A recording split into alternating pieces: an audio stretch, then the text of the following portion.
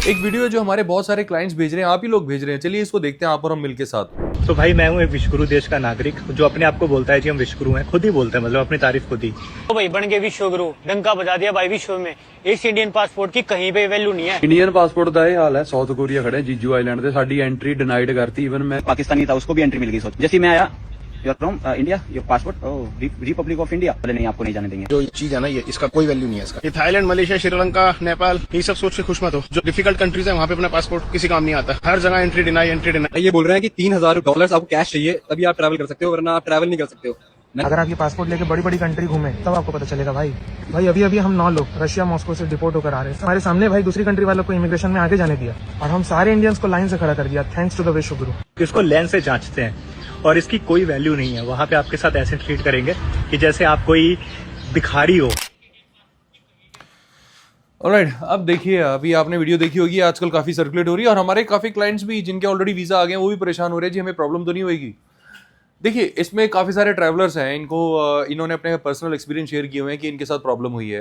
मैं 2018 में जब ग्रीस में गया था, ये वाली वीडियो देखिए मेरी, जिसमें मैंने खुद अपना एक्सपीरियंस बताया है। अभी एक सिक्योरिटी ऑफिसर ने मुझे रोका और ये आपके साथ भी हो सकता है, तो किसी तरीके से आप पैनिक ना करें। मैं बताया था क्या हुआ है। हर जगह थोड़ी थोड़ी दूरी पे यहाँ पे सिक्योरिटी ऑफिसर्स होते हैं, तो जिन पे भी उनको शक होता है ये उनको रोक देते हैं। इनको मुझ पे शायद शक हुआ तो इन्होंने मुझे रोका, पासपोर्ट चेक किए, बोर्डिंग पास चेक की, सारी टिकट्स मेरी चेक की, क्रॉस क्वेश्चनिंग करी कि आप यूरोप कब आए, कब जा रहे हैं। ये 2018 की वीडियो थी। अब 2018 में ग्रीस में मैं गया था तो मेरे साथ भी ऐसा हुआ, लेकिन क्या मैंने कंप्लेंट करी? मैंने सिर्फ आपको प्रोसेस बताया कि वो ऐसा क्यों हुआ और फिर मैंने जब उसका सॉल्यूशन ढूंढा वो भी आपको बताया, वो भी सुनिए। तो बेसिकली वो मेरे को बार बार इसलिए रोक रहे थे क्योंकि शायद मेरी ड्रेसिंग उस वक्त जो थी वो इमिग्रेशन ऑफिसर के लिए या सिक्योरिटी ऑफिसर के लिए इतनी आइडियल नहीं थी। मैंने एक टाइट जैकेट पहना हुआ था जिसका ऊपर से मैंने यहाँ तक चैन खोला हुआ था, लेकिन इट वॉज बॉडी टाइट, काफ़ी टाइट था वो, बिल्कुल बॉडी फिट था, जैसे बाइकर जैकेट होती है ना बेल्ट तक, वैसा। बहुत ज़्यादा टायर्ड मेरी जनरी रही थी, तो मेरे चेहरे पर थोड़ी सी थकान भी थी। उस टाइम मैं थका भी हुआ था और अच्छे से ग्रूम्ड भी नहीं था, बाल भी शायद मेरे ठीक से नहीं उस टाइम बने हुए होंगे। तो ये बॉडी लैंग्वेज उनको अच्छी शायद नहीं लगी, जिसकी वजह से उन्होंने मुझे बार बार रोका। अब देखा आपने, मैंने क्या बताया आपको कि मेरी ड्रेसिंग ऐसी थी, मेरा वेशभूषा ऐसा था, इसलिए उनको बार बार मेरे पे शक हो रहा था, इसलिए मेरे बार बार डॉक्यूमेंट चेक हो रहे थे।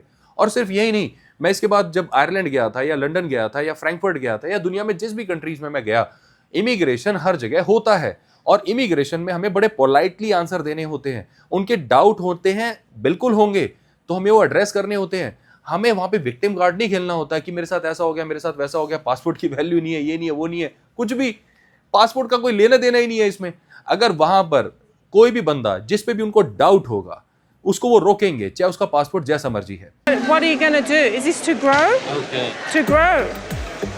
Why you put it in the chute? Seeds. अगर वो अमेरिकन पासपोर्ट कैरी कर रहा है और वो बिल्कुल मैक्सिकन ड्रग लॉर्ड जैसा लग रहा है ना, तो उसको भी रोका जाएगा। अगर वो ब्रिटिश पासपोर्ट कैरी करता है और वहां पर आपको लगता है कि वो किसी लीबिया या सोमालिया के किसी एक्सट्रीमिस्ट की तरह चल रहा है और उस जैसी वेशभूषा बना रखी है, तो उसको भी रोका जाएगा। तो ऐसा कुछ नहीं होता। थोड़ा बहुत मैं मानता हूं बायसनेस होती है, कुछ चीजें मैं एग्री करता हूं कि एग्जिस्ट करती हैं। जैसे साउथ कोरिया में कई बार आप जाते हो तो कभी कभी आपको लगता है कि वो अनफेयर हो रहे हैं, बट लेट देम बी। हमारे क्या सगे लगते हैं, हमें क्या मतलब है, हमें इमिग्रेशन पास करना है। इसको दिल पे लेने वाली कौन सी बात हो गई है? अगर वो 4 क्वेश्चन हमसे एक्स्ट्रा पूछ रहे हैं क्योंकि हमारा इंडियन पासपोर्ट है, तो लेट इट बी, आप आंसर करें ना। इमिग्रेशन की पूरी तैयारी करके जाएं भाई, आप अपने सारे डॉक्यूमेंट साथ में लेकर जाएं, अपने सारी कैश अपने साथ रखें। किसी ने बोला इसमें कि कैश मांग रहे हैं? भाई सबसे मांगते हैं बॉस। मैं भी जाता हूं, मेरे से पूछा जाता है कि are you carrying some cash? Of course, can you show me? Yes, this is it. और कई देशों में तो क्राइटेरिया है कि आपके पास इतना कैश होना चाहिए तभी आपको एंट्री मिलेगी। तो इसमें क्या दिक्कत है? मैं विक्टिम कार्ड खिलाऊं, मैं रेसिज्म हूं, फलाना धमकाना। मैं जब भी बाहर जाता हूं, मैं आपको लाइव आके दिखाता हूं कि देखिए मैं यहां पर बैठा हुआ हूं, वहां के लोग मेरे से इंटरेक्ट करते हैं, मैं स्ट्रेंजर हूं, नॉर्मल बैठा हुआ हूं, तब भी आके वीडियो पे हेलो हाई करते हैं। ये रेसिज्म होता है क्या? जबरदस्ती इसको रेसिज्म का नाम देना है just to create a hype, तो ये बहुत गलत है। इंडिया की पासपोर्ट की वैल्यू हम लोग खुद ही खराब कर रहे हैं ऐसी फालतू की वीडियोस बना बना के। ऐसा कुछ नहीं होता दोस्तों, पूरे कॉन्फिडेंस से जाओ। हाँ, अगर आप किसी वेडिंग में जा रहे हो ना, तो ड्रेस लाइक अ गेस्ट। अगर मैं भी किसी वेडिंग में जा रहा हूं और गेस्ट की तरह नहीं जा रहा हूं ना, तो वहां पर भी सिक्योरिटी गार्ड मेरे को रोकेगा, भाई कौन हो तुम, तो वो भी रोकेगा। तो मैं क्या सिक्योरिटी गार्ड से बोलूं नहीं तू रेसिस्ट है, तू फलाना है, तुम तो धमकाना है? ये नहीं होता। चाहे मेरे पास शादी का कार्ड ही क्यों ना हो, ड्रेस तो ढंग की हो ना, नहीं तो लोग मेरे को घूर के देखेंगे। जो जैसा देश वैसा भेष। अगर आप कहीं पर जा रहे हो तो ड्रेस नाइसली, सारे डॉक्यूमेंट्स कैरी करो। अगर आप किसी एक ऐसे एरिया में रहते हो जहां के ग्रे एरियाज हैं, जहां पे क्राइम होता है और उस एरिया का बंदा वहां पर आता है, तो आप भी केयरफुल रहोगे। फिर वो तो विलायत है, दूसरा देश है, विदेश है, वो क्यों नहीं रहेंगे भाई careful? I am sorry to say, but थोड़ा सा मुझे ये बुरा लगा।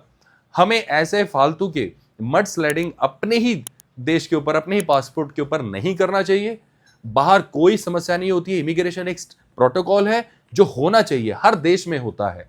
और अगर वो आपके साथ होता है और आप उसे फेल करते हो तो कहीं ना कहीं यू आर लैकिंग इट। तो आपका जो लैक है, आपकी जो कमी है, उसको आप ये रेसिज्म या फालतू की स्टोरी बना के देश को बदनाम ना करें। बस मैं ये आपको मैसेज देना चाहता हूं।